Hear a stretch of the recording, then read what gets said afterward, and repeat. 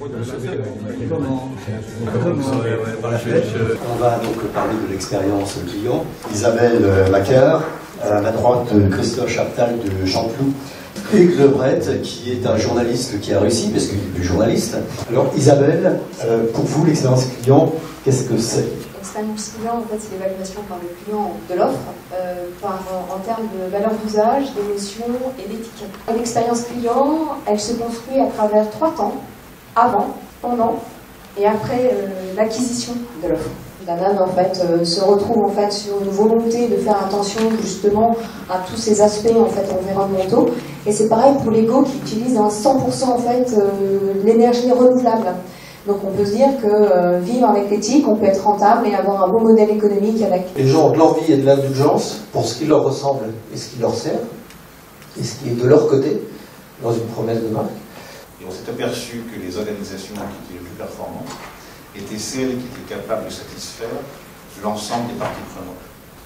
Alors, dans le livre, on cite effectivement un certain nombre d'exemples, mais des gens, par exemple, comme Michelin, qui sont quand même pas mal dans les produits techniques, comme Valeo, ont réussi, quelque part, à transformer l'organisation dans cette voie-là.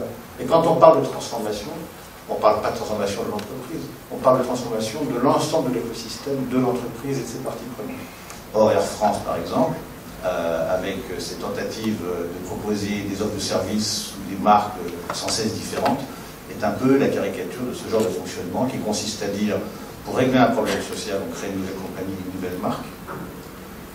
Et cette nouvelle marque, en fait, elle n'est pas du tout créée pour satisfaire un client, elle est créée pour se dégager d'une problématique sociale. Par exemple, General Electric, aujourd'hui, détruit en permanence des emplois parce qu'il considère que la destruction d'emplois permet finalement de conserver de la vitalité. On ne peut pas, dans cette logique-là, parler d'expérience client globale, puisque là, effectivement, chaque nouvelle activité détruit l'ancienne.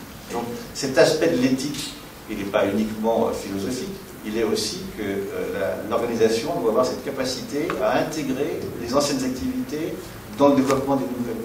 Et donc ce qui est intéressant aujourd'hui, c'est que toutes les entreprises dont on parle, y compris le groupe Nickel, ce sont des organisations qui sont positionnées au-delà des processus marketing traditionnels.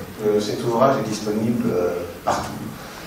Amazon, Fnac, Erol, chez certains muralistes, chez tous les libraires. Et merci encore de votre venue. Merci à la BPI France pour nous avoir accueillis. Merci évidemment Hugues Lebret, Christophe Chaptal, Isabelle.